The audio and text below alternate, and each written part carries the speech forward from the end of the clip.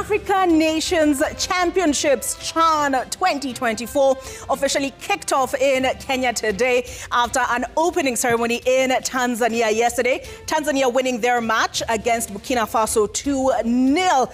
Thousands of fans thronged the Kasarani Stadium, and they were not disappointed as Austin Odhiambo came through. One of my directors, Ibrahim Adams, tells me he's also known as Rolls Royce, and he might just be able to afford one, sorta, given the commitment made by President William Ruto, promising the players 1 million shillings for each game they win.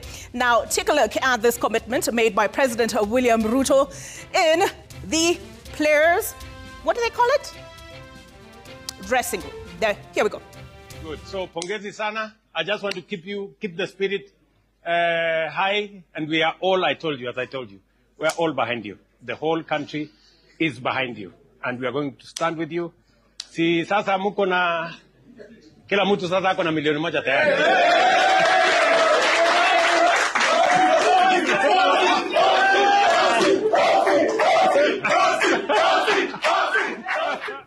Each of those players who played today is 1 million shillings reacher. Remember, the pot is for 600 million shillings if they lift the trophy.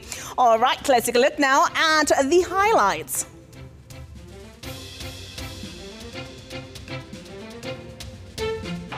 Looking to advance their cause, looking for a goal, and they find it brilliantly in added time. It's Austin Odhiambo with the strike that sends Kenya into rapture. A goal and millions. Kenya's Harambee Stars begin CHAN 2024 campaign on high note with a 1-0 win over DRC. Lazima ijae.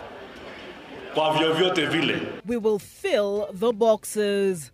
Kamket Sudi vowed to ensure President Ruto's 2027 re-election by whatever means. I don't think there is anybody that celebrates what we are seeing with a number of our young people, school-going children. Restricting access to alcohol. Churches welcome the government proposal to raise alcohol drinking age from 18 to 21. Breathing hope to Baringo residents. Joy as Chemaron Dam roars back after stalling for 34 years. Wow, those celebrations. Mike Okinyi was in the stadium and will paint a picture of the mood in not too long. Now, even as the country celebrates a good start in the campaign for the CHAN title, several people are nursing injuries following a stampede that occurred as football fans tried to enter the Kasarani Stadium. The crowd, which had been waiting outside for a long time, grew impatient and overpowered both the police officers and ticketing staff at the entrance. However, police eventually managed to bring the situation under control before the kickoff. With that report is Melita Oletenges. Pushing and shoving outside Kasarani Stadium.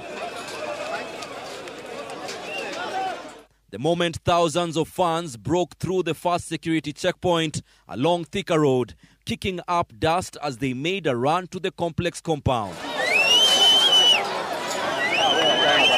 Efforts by police officers to organize fans into orderly queues failed as the fans were determined to gain entry by any means. Hii organization leo imekuwa chini, tumekuja hapa saa 4, tumeambiwa tuwezi ingia mpaka saa 6, tumeumia hapa kuanzia asubuhi na baadaye naogopa itakuja kuwa na shida, si mzuri, tunataka next time change. Na upande la entrance na hizi ticket tunapata zingine wanasema zishatumika. Jamu imekuwa kumaleta kufika tu mahali nimefika hapa imekuwa ni ngumu, by the way, si rahisi. Kitu hiko tu mimi naambia wa Kenya straight down. Tungekuwa tumeshaingia ndani ya kirao. Ona venye bado wase wako hapa nje wengi hivyo. So at least naambia vijana watulie, wa relax na tuende tutafute bao ya mapema. At the second gate, fans again overwhelmed ticketing staff, resulting in additional injuries. Many fans expressed frustration that the chaotic scenes took away from the festive atmosphere they were hoping for, and that the restrictions of vuvuzelas, whistles and pets inside the stadium should also be lifted. Wangeacha tukuje na uto tumachiwa zetu, mapaka, makuku. Unaangalia hata bao ikiingia hivi unaweza ua hiyo kuku. Ukienda home unapika tu. Utamwage hizo makelele, mavuvuzela, mafirimbi. So sasa tunaenda kuona vile tutawachapa fimbo kabisa. Kenya leo iko down. Mimi ni Congolese, natokea Kakuma. Nimekuja kuwatch game, natoka Turkana County. Nimekuja kusupport timu yetu. Although the dream of a DRC victory did not come true, Sunday's match reflected the passion of fans who showed up in large numbers. Street vendors and local traders also benefited from the day's events, as both inside and outside the stadium saw an electric and festive atmosphere.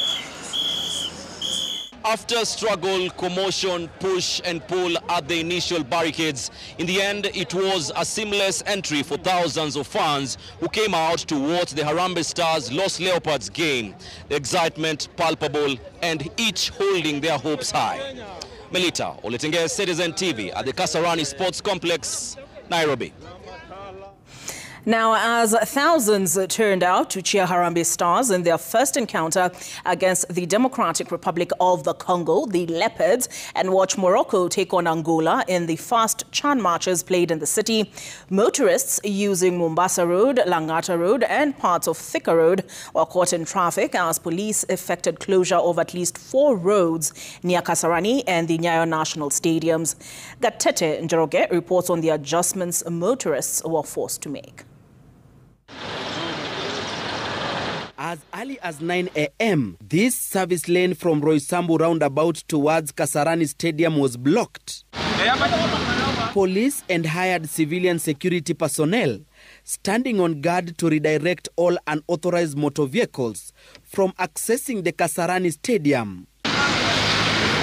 This busy road was specifically reserved for ambulances, Chan officials and security officers. Along the same stretch, at this Safari Park footbridge, which was used by football fans from Nairobi CBD to access Kasarani Stadium, Chan officials were busy on the road, frisking those who came out in numbers to watch the big match between Harambee Stars and DR Congo.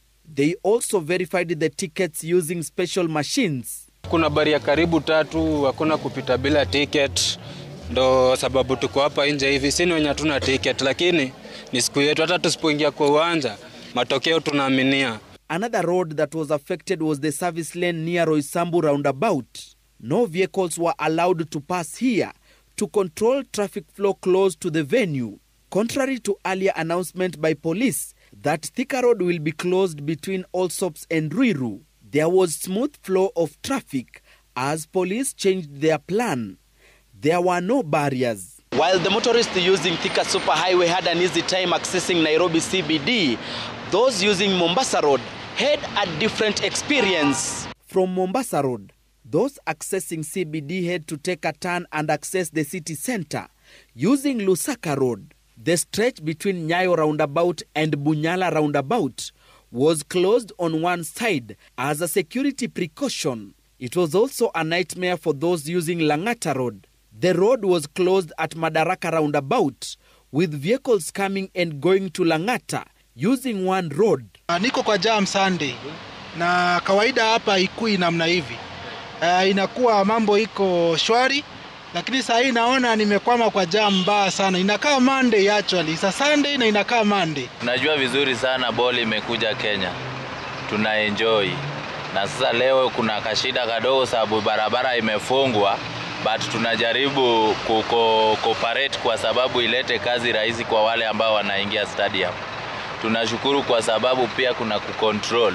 A situation expected to be witnessed over the next 1 month as Kasarani and Nyayo National Stadiums host teams battling for the Chan Trophy. Traffic disruption is again expected to be witnessed on Thursday. Gatete Njoroge, Citizen TV, Nairobi.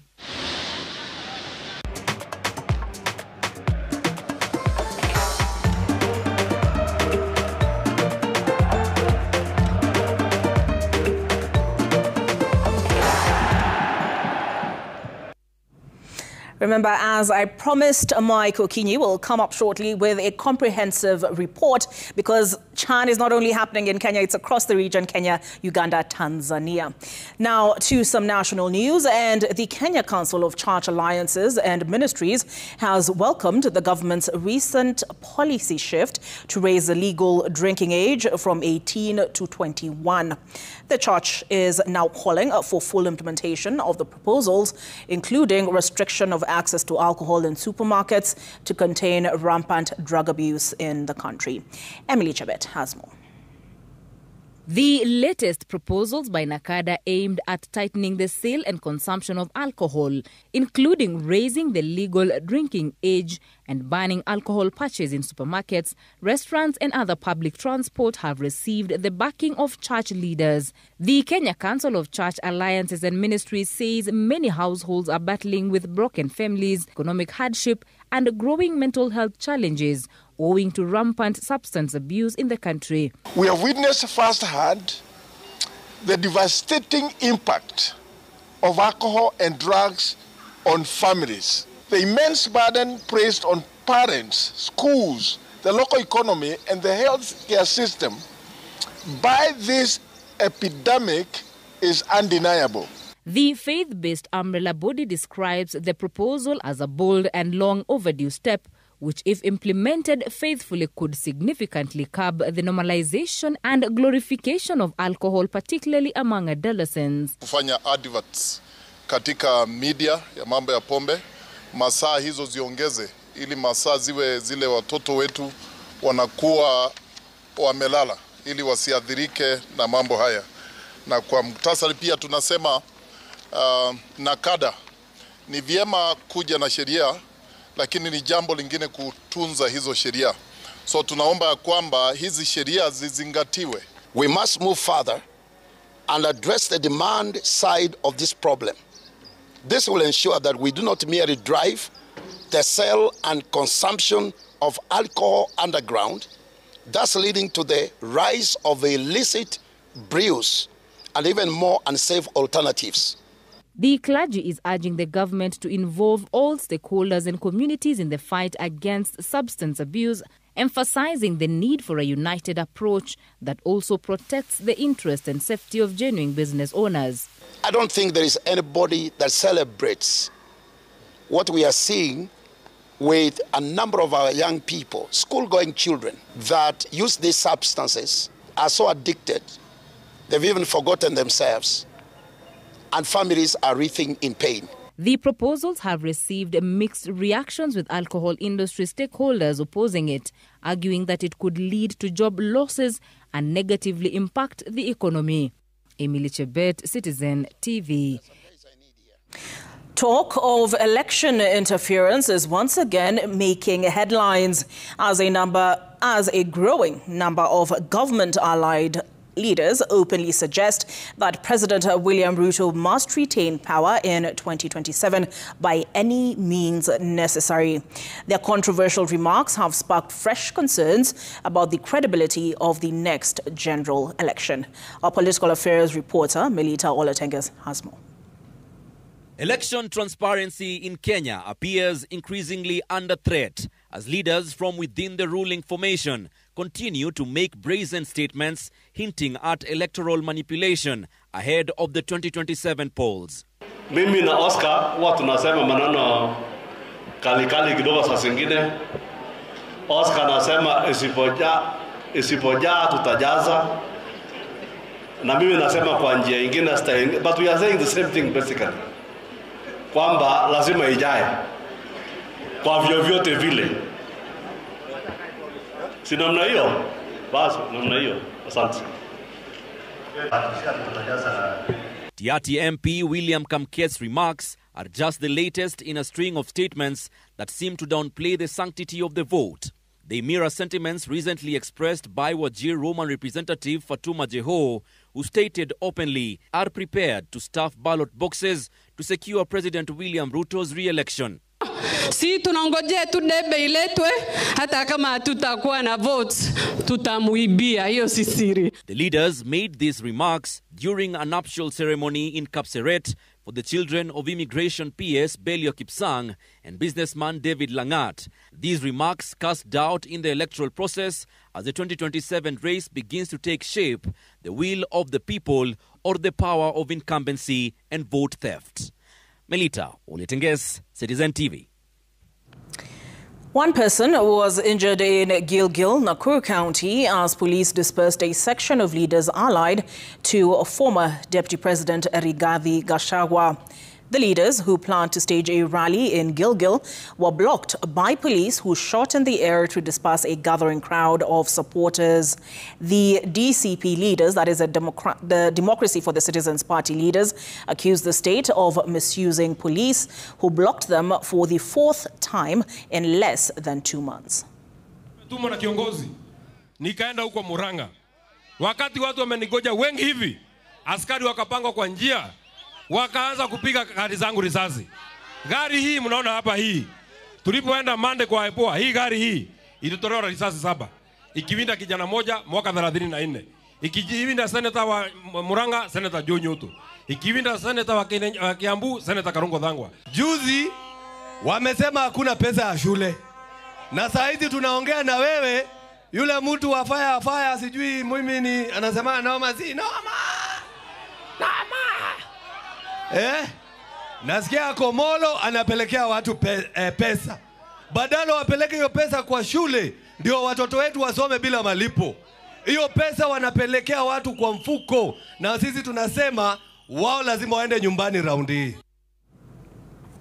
Tonight, ODM Secretary General Edwin Sifuna says he will tender his resignation if the party decides to support President William Ruto's re-election come 2027. Speaking in Trans Nzoia County, Sifuna, who was flanked by a cross-representation of lawmakers, also hinted at the formation of an alternative political front they said will help in advancing the people's agenda. As you'll hear now from Ayub Abdikadir, the leaders, in emulating their counterparts, raised 4 million shillings during a women's empowerment forum. Saboti MP Caleb Amisi and Nairobi Senator Edwin Sifuna led the broad-based condemnation,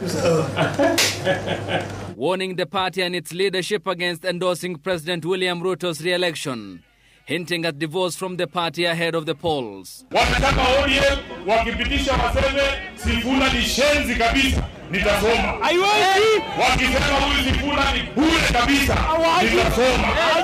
Lakini siku ile watapitisha ati chama cha ODM kitafunga Kasongo mkono mwaka wa 2027. Hiyo nataka niseme mbele na mbele ya Mwenyezi Mungu.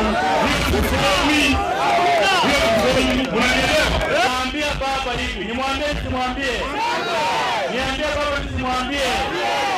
Mimi Caleb Amisi, ukiamua kuunga mkono William Ruto, baba, that will be the end of me and you, amen. The two ODM rebel insiders were joined by UDS Gathoni wa Mushomba and Bumula MP Jack Kwamboka, who, like their peers, shared their frustrations at the Ruto-Raila union, imagining a third political movement they said will help solve pressing public issues. Pesa ya watoto wa university arudishe yote. Pesa ya wamama ya vikundi arudishe yote. Pesa ya linda mama ya wamama arudishe. Sisi tunataka Kenya mpya. Tunataka viongozi wapya. Kwani Caleb hatoshi? Caleb hatoshi? Huyu Sifuna mnamwona? Muangalie tena, mnaona huyu Sifuna? Mnaona huyu Sifuna? Anatosha hatoshi? They spoke in Lohome in Saboti constituency, in a fashion no different from their counterparts on the other divide of the political coin, presiding over a similar function that brought together women in small businesses, codenamed Empowerment Program. Ayub Abdikadir, Citizen TV. Deputy President Professor Kithure Kindiki has defended the economic empowerment undertaken by the Kenya Kwanza leaders, affirming that the government is keen on ensuring micro-enterprises at the grassroots level get an economic boost. Speaking in Baringo and Nakuru counties, Kindiki told off those opposed to the program across the country, insisting that he will not be distracted by naysayers. Stephen Little has more. DP Kithure Kindiki had earlier on joined faithfuls at the AIC Kabartonjo and later on held an economic empowerment bringing together MSMEs from Baringo North constituency.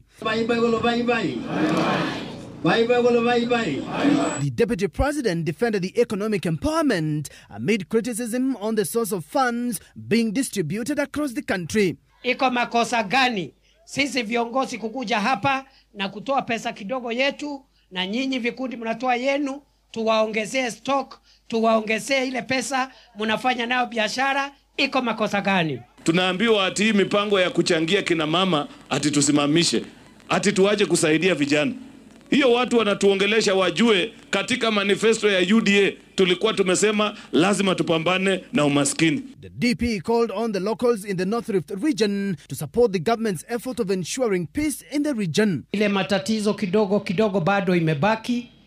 Niko na uhakika waziri wetu mpya wa usalama Mheshimiwa Kipchumba Murkomen na ile team ambayo imewachwa pale interior watakazana na hiyo kazi imebaki. While in Nakuru, the Kenya Kwanza leaders drummed up support for President William Ruto, accusing the opposition leaders of lacking an agenda for the country.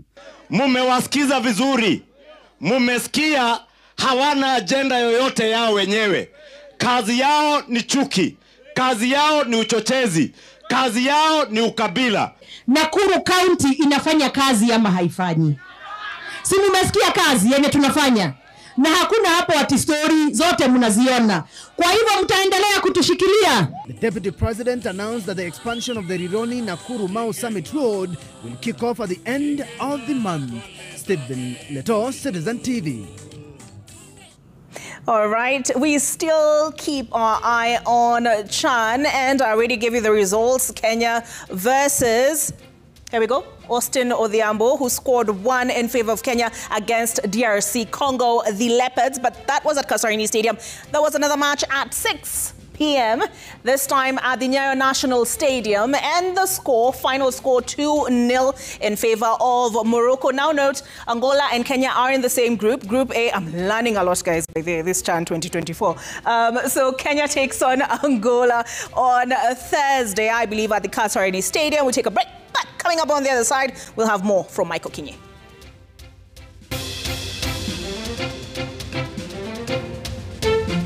Coming up, dispute erupts over construction of KMTC in Kirinyaga.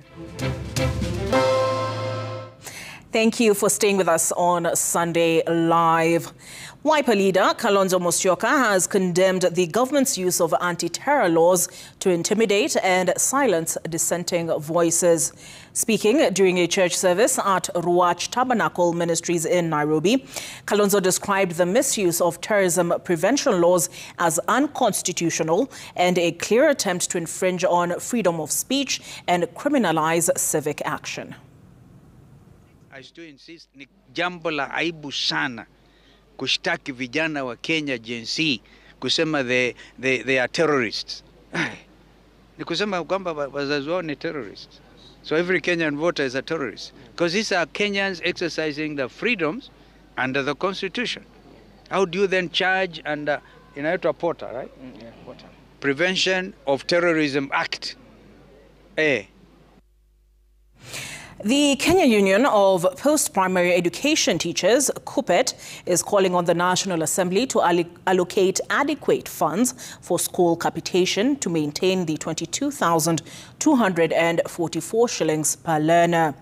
KUPPET Secretary General Akello Misori says the education sector is grappling with serious challenges that require urgent national dialogue. Among the key issues he highlights is the placement of junior secondary schools within primary school structures and the urgent need to recruit more teachers across the country. The Cabinet Secretary for Finance should immediately release the entire capitation for the academic year 2025 so that schools can address pressing financial obligations ahead of the term 3 opening later this month. And number 3, immediately provide budget for the employment of 20,000 teachers that the President promised the country during this year's Labor Day. Data from the TSC currently indicates that Kenya has a teacher deficit of 660,000. A dispute has erupted over the location of the first Kenya Medical Training College in Kirinyaga. A letter by the Health Cabinet Secretary Edwin Sifuna seeking his education counterpart's intervention in hiving off 10 acres of land at the Kirinyaga Boys High School in Gishugu constituency has sparked controversy as 2 neighboring constituencies of Gishugu and Kirinyaga Central haggle over location. As you'll hear now from Kamau Mwangi, the Health Principal Secretary, Mary Muthoni, has called for the toning down of the noise that threatens to stall the construction of the medical college. This letter, dated 14th July 2025, from Health Cabinet Secretary Edwin Sifuna to his education counterpart Migoso Gamba, seeking his intervention in the ceding of 10 acres of land at the Kirinyaga Boys High School in Gishugu constituency for the construction of the county's first Kenya Medical Training College, has sparked outrage in the neighboring Kirinyaga Central. Locals want the medical training facility put up in Kirinyaga Central constituency, arguing that land had already been allocated for its construction. They also want the facility built in the constituency, given the proximity it shall have to the 3-year-old Kerugoya Level 5 Hospital. Kenya Medical Training College, campus ya hapa Kirinyaga Central. Mimi nitatafutana na waziri wa afya na PS wa afya. Hiyo KMTC tutaanza kujenga hii mwaka ambao tunaanza June mwaka huu. Sasa tumesikia mambo imegeuka, ati KMTC injengwi hapa Kerugoya inahamishwa mpaka Kirinyaga. Sasa na hiyo Kirinyaga ni shamba ya shule. Tunashindwa, hii shamba ilikuwa imekumbaliana na hakuna mtu akuzuia injengwe, tena ati ni Kirinyaga inajengwa. Kwani kunaenda anje Kerugoya? In Duale's letter, the CS cites the proximity of the proposed site to the Kirinyaga Level 4 hospital currently under construction as the ground upon which the Health Ministry wishes to put up the training facility in Gishugu. Tunashukuru sana juu ya hiyo shule inajengwa huku kwetu, juu watoto wetu hawatahangaika tena, wazazi pia hatutahangaika tena, biashara kwetu zitainuka. KMTC ikikunja itasaidia watu wote wa Kirinyaga, wa Mwea, wa Ndia, na tunashii viongozi hao wengine wote wasiingize siasa kwa hii KMTC. The project that is running into headwinds before it even starts has attracted the attention of PLP leader Martha Karua, who questions how public land is to be ceded without public participation. Health Principal Secretary Mary Muthoni, who hails from the same county, warning against the politicization of the matter. Kirinyaga High School land belongs to the residents. So if you want to exercise it, don't do it secretly through letters. Have public participation. We shall show you where the land is. We do not want secret deals. What about if they get the 10 acres and it is all grabbed and there is no medical college? Kamau Mwangi, Citizen TV. Tonight, a grade 6 girl at Olekimunke village, Kajiado West in Kajiado County, is pleading to be rescued from the greed of her dad, who they say has partly received a bride price in exchange for her hand in marriage. The 14-year-old has already suffered a stillbirth and is now facing an early marriage in a classic example of what young girls are forced to bear in parts of the country. Agnes Ulu has prepared the harrowing experience of a report on the harrowing experience of the teen in turmoil. When duty calls, under the mystical sky with a balmy atmosphere, our destination is Ole Kimunke village in Kajiado West, Kajiado County.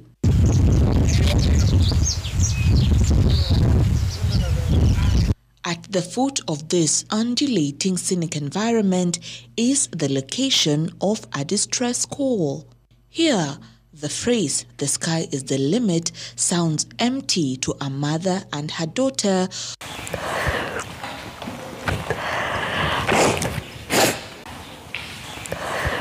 who are uncertain of the safety of the 14-year-old girl.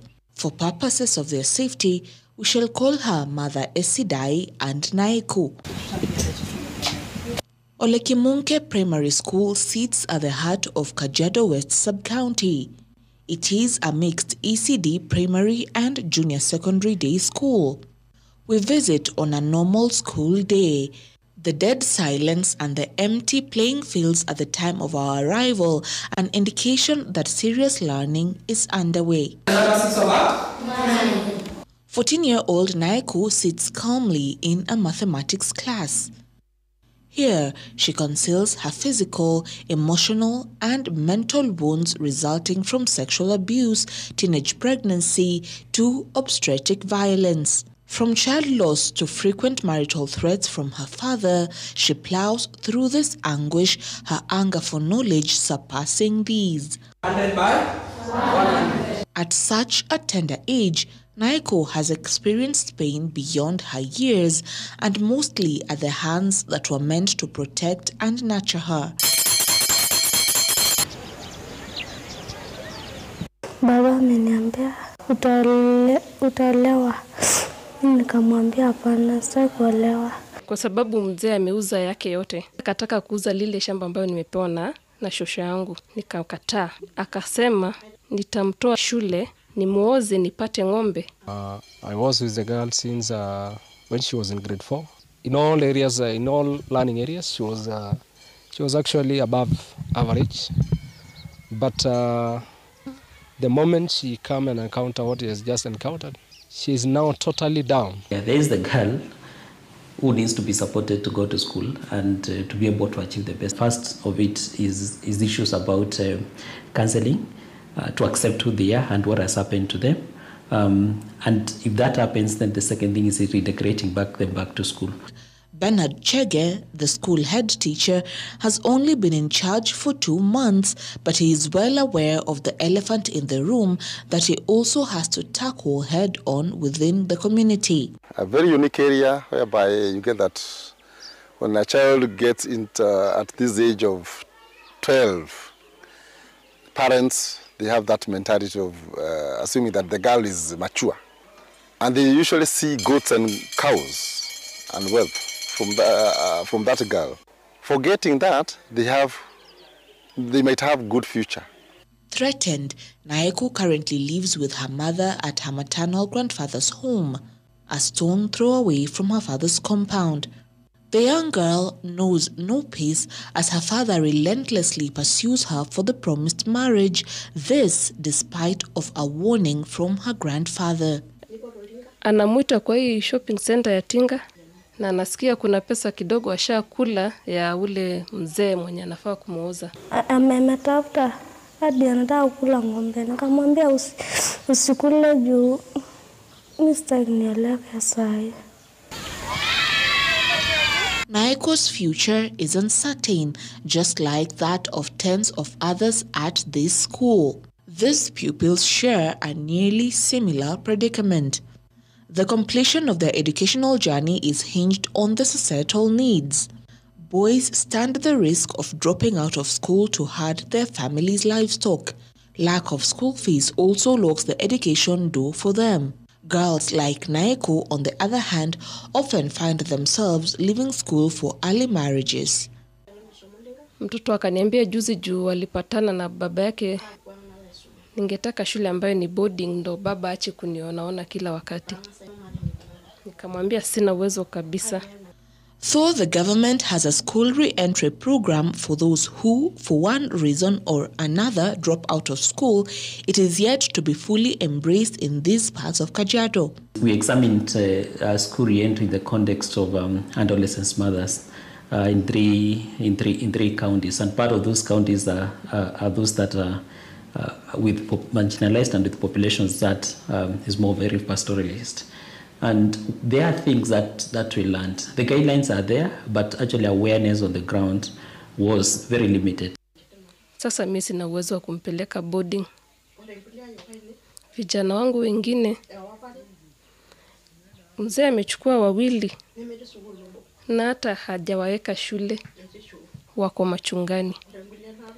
Na wengine ambao niko nao wawili wako nyumbani. Nataka kusoma. Naeko's plea remains the same, a quest for education and protection from the man who gave her life.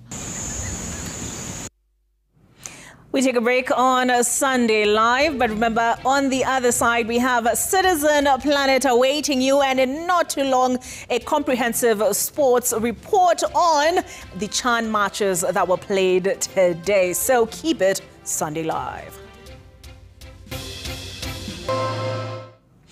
Time now for Citizen Planet on Sunday Live. With water access becoming an ever-present nightmare for millions of Kenyans, the government has begun the rehabilitation of the Chemoron Dam in Baringo County.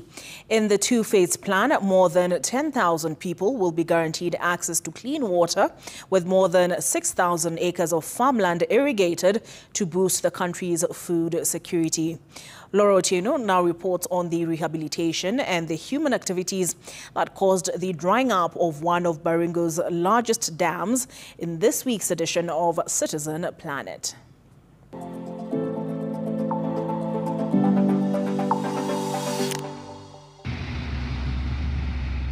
As the sun rises over Chemeron village in Baringo South, cows walk over the parched earth, occasionally stopping over gaping holes.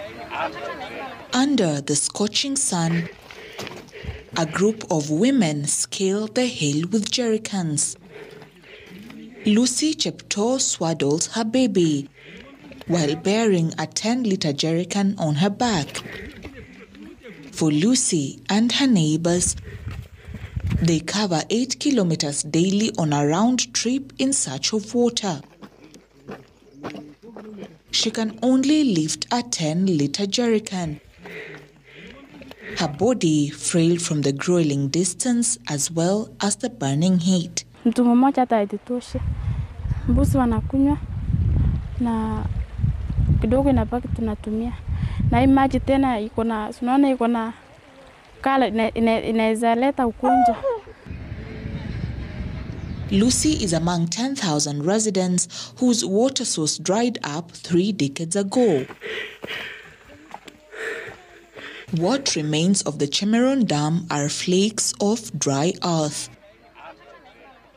In 1985, here stood a 750,000 cubic meter capacity dam. However, unsustainable farming led to gradual siltation, which sucked every ounce of water. Irrigation, fishing, and clean water for domestic use remain a distant memory. A memory that has left residents reliant on the seasonal river Chebarok for temporary relief. Sasa hii mtoni inakujanga mpaka inakatika kabisa. Ama maji ikikuja inafunika hiyo mashimo na inakatika. Inakaa kama mwezi moja imeisha kabisa. Challenge tunaenda tunanunua maji kwa Paul ambapo yenye iko mbali huko Egerton, Chemeron. Mbuzi kama 200 hivi unalipa 300 na unalipa ya jerrycan. Yenye unabeba nyumbani. According to the 2022 Kenya Demographic Health Survey, 32% of Kenyans rely on groundwater. However, with erratic weather patterns, including lack of rain as well as population pressure, these ground sources have become unsustainable. At Chemeron area, the dam's decline did not only hand a noose to safe water supply, it also contributed to flash floods in the villages of Ngambo, Murda and Salabani. Ng'ombe inasama, mbuzi inasama, hata mwanadamu anasama. So ni kazi, mkiona hivi ni kazi. Maji ikikatika tu kama bado kwa mbichi, watu wanasama ndani. Tumejaribu hata kutumia ka generator huko chini, hapo chini, kufuta hii maji, tuweke mimea chini. Tulikula for short term. However, the government has begun the first phase of desiltation in order to restore the dam. Once complete, it is expected that the dam will not only offer clean water for consumption, but also put 6,000 acres of land under crop through the Losegem and Salabani irrigation schemes. This is where we shall get Mboka now, for purposes of selling in Marikat and in Nakuru and in Eldoret, and even the mountain region. Yes. People of Baringo are willing to go for farming. The major problem is water. So the water of Chemeron Dam would be a solution to our problem. Further, the Kerio Valley Development Agency has distributed 20,000 mango seedlings to not only guarantee food security, but also act as a buffer zone, protecting the dam from further siltation. Even as the government donates these seedlings, please, we need to be the same to be taken care of and ensure that in the next maybe 3.5 years, they should be able to reap the fruits of the same seedlings that we are giving out today.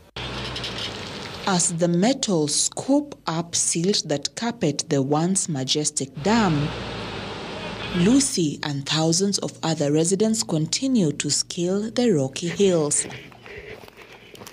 Apart from the heavy jerrycans of water, they also carry hope. Hope that someday, in the near future, quenching their thirst will not be such an uphill task. Laura Otieno, Citizen TV.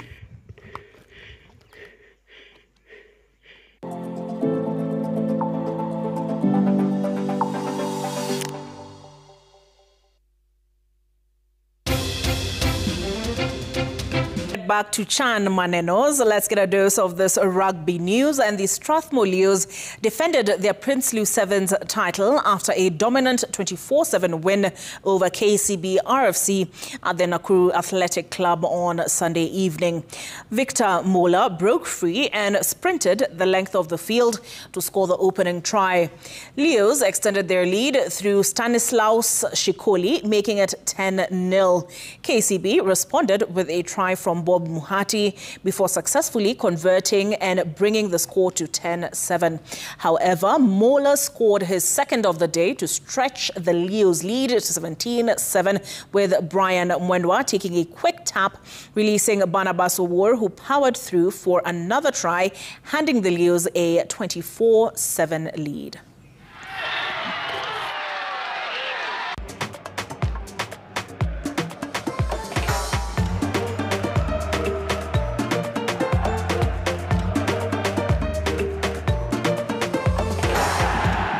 The Zambia national football team, the Chipolo Polo, became the last side to jet in for the African Nations Championship 2024 CHAN, which is ongoing in the East African region, Kenya, Tanzania and Uganda.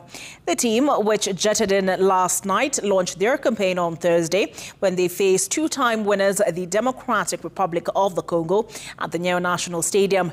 Chipolo Polo, who finished third in the tournament's inaugural edition in Cote d'Ivoire in 2009, are in Group A with the tiny co-hosts Kenya, double champions pair of Morocco and the Democratic Republic of the Congo, as well as the CHAN 2011 runners-up Angola.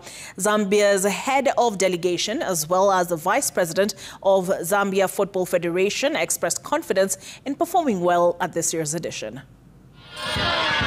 Some feedback now, and let's see who is fast up. Kaberes K, he says, hearty congratulations to Harambee Stars. They have started their bid on a high note. They should continue with the same spirit in all their group matches. Bring it home, boys. And that was our top story tonight. The Harambee Stars making the nation proud with a 1-0 win over the DRC. Kudos. This is Okelo Mwalimu who says kudos to Harambee Stars on their hard-fought victory against the DRC. We are extremely proud of you. To anyone who wished you bad luck, we pray that the Almighty God will soften their hearts and transform them to patriots.